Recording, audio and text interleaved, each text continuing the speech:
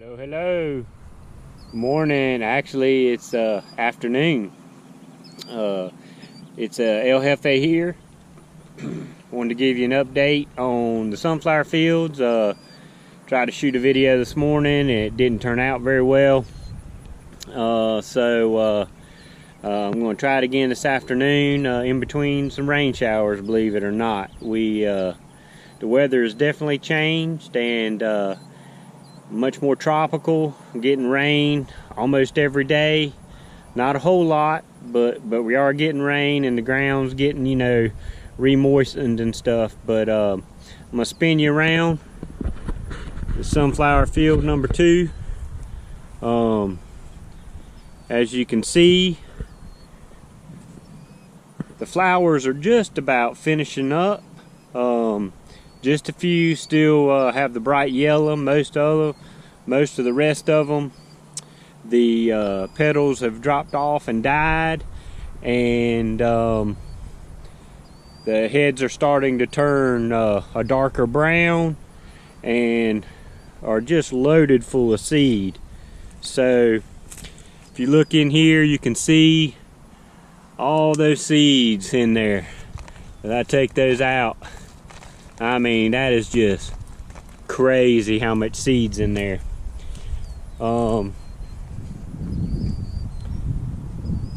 Exactly where I want the field at. If you remember, the sunflowers were planted back on the 6th of April. So 1 month in would have been May 6th. Then we got June 6th. That's 2 months in. And we're almost, well, today's the last day of June, so June 30th. So sometime towards the end of next week, we'll be 3 months in. Not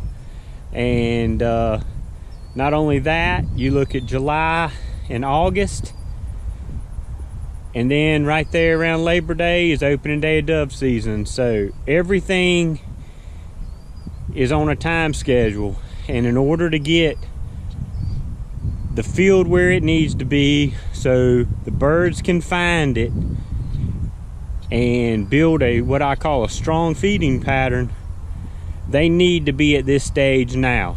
The flowering needs to be done, the seed needs to be maturing, and the plant needs to start dying. So we are at that stage now where the blooming is done. The bees have done their part, pollinating. The flowers have gotten enough moisture where they're able to produce seed. And now the plants are beginning to end their life cycle, and the drying process will begin. So this is field 2. And as you can tell, we're still getting great weed control in here. Pretty bare soil around the sunflowers. You know, a lot of lights getting in between these rows, but we're not getting a whole lot of grass in there. That's telling me the herbicide is still doing its part.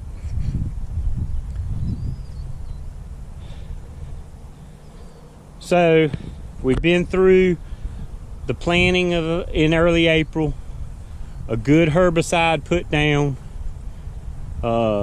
fertilizer. We had moisture when we needed it. Even though it did become quite dry, these flowers were planted early enough to not only get the moisture they needed and the nutrients they needed to be able to produce the seed that we're going to have.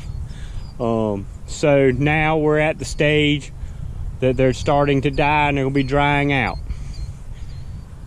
So in past years, sometime around the 2nd week of July, I have come to the realization that you need to help these fields or these plants dry out a little quicker. So, having talked with several, one in particular, a wildlife biologist from Holly Shelter who's retired now, and I talked with him about things you can do to make a dove field better, how to make it the best field for the doves so that their draw is just, you know, as strong as it can be.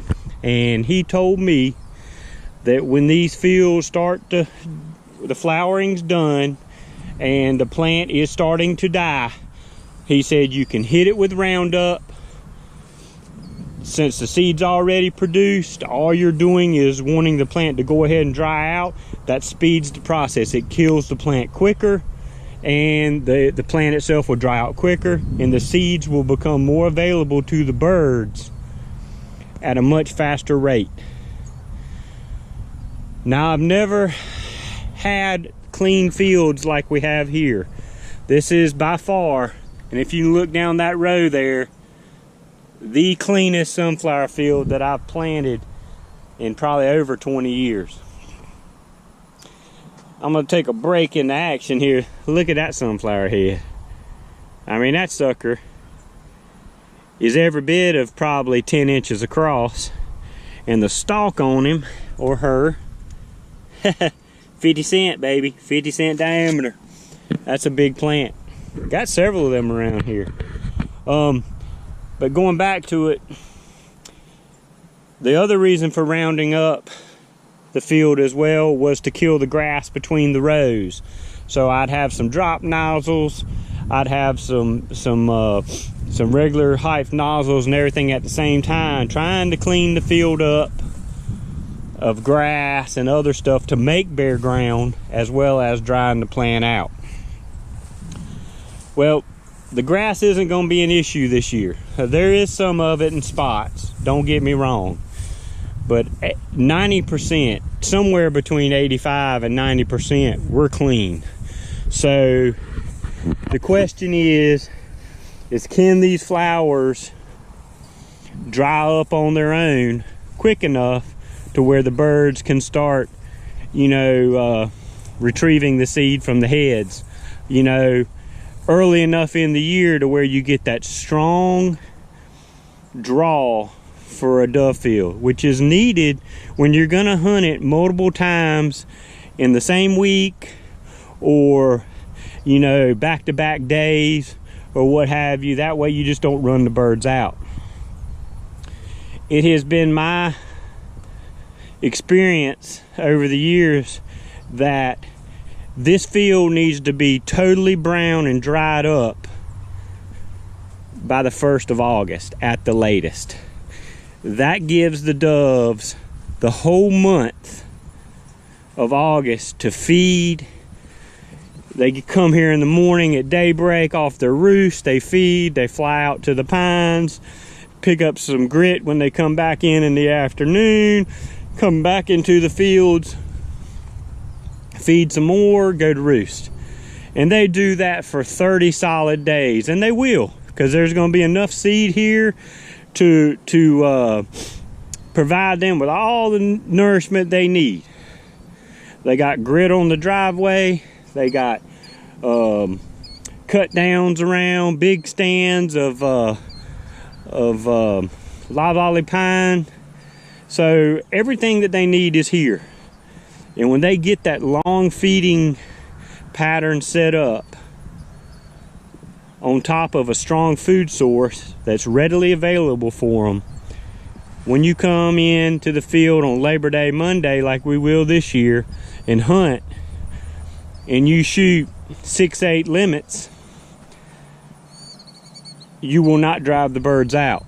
They will have such a strong routine already set up that they'll continue to come the following Saturday, and the Saturday after that, and the Saturday after that. Now, you can't hunt this field 3-4 days a week and expect to have birds last the whole month of September. It's not going to happen.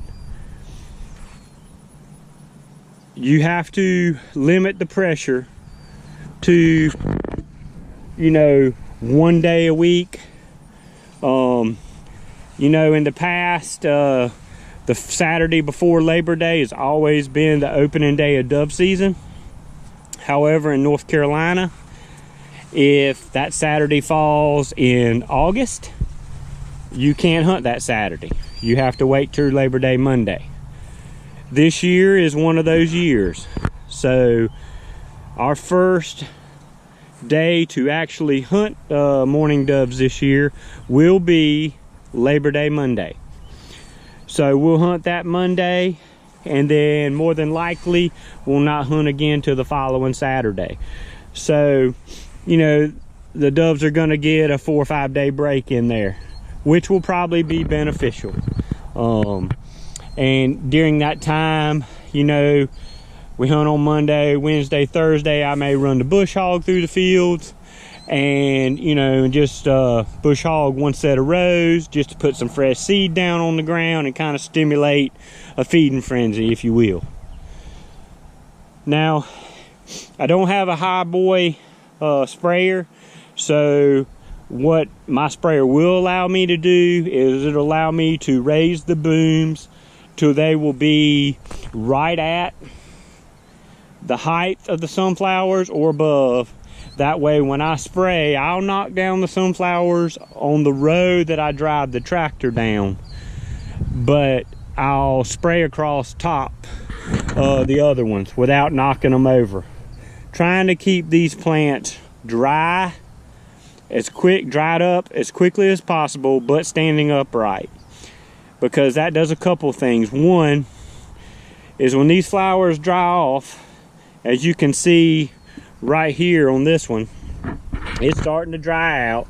As this head dries out and this whole plant dies and turns brown, the birds will light right here or right here, and they'll reach around with their head and they'll pick a seed up, and they'll go back and forth, and seeds will get knocked down as well, but they'll perch on them. If these heads stay up and off the ground,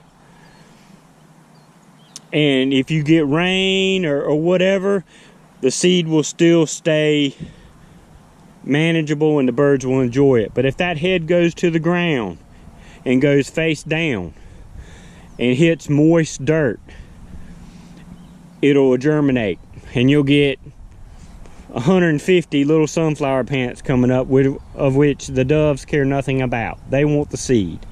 So when you bush hog, it does help stimulate the birds feeding on the ground and everything, but if that seed gets rained on, it's going to germinate quicker.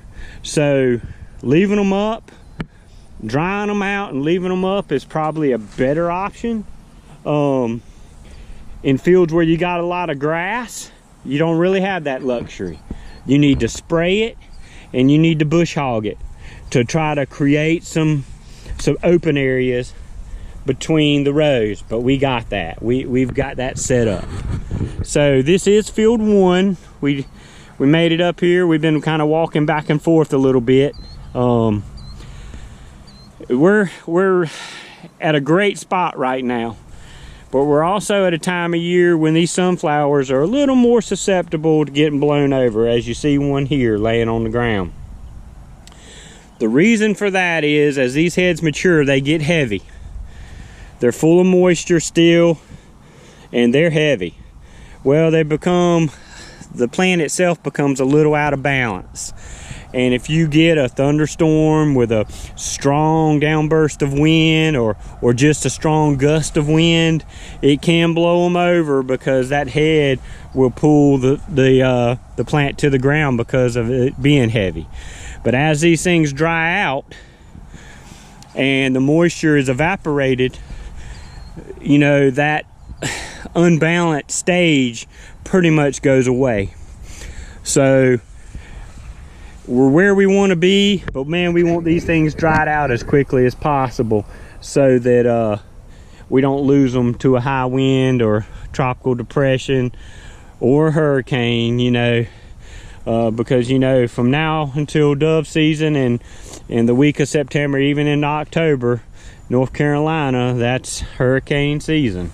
So we've always got that chance. I can't tell you how many years I've hunted in a rain, a tropical depression, and shot birds, but it makes for an interesting hunt. just kind of walking through here, showing you some, man, these heads, some of these heads are just huge. And some of them are leaning. We had some storms. We had about 1.5 inches rain the other day, but I hope you're getting an idea too of the weed control that we still have. I mean, these rows are ridiculously clean. So I can't say much about, I can't say enough about the herbicide that I used this year. I'll go ahead and throw a shout out to Spartan Charge. It's done a great job. These are just regular black oil Paradovic sunflower seed. It is certified seed. It's not a bird seed that I just sprayed. I just planted and sprayed and prayed. This was actually a certified seed that was designed to be planted, either broadcast or with planters, 2-row planters, which is how we did it. I'm trying to think of any other information at this time that you might want to know about. And you know, if you come up with questions, you know, leave me a comment and I'll get through them and respond to you and let you know what I think, or if your idea is something I hadn't thought about, you know, we'll put it into play maybe this coming April in 25.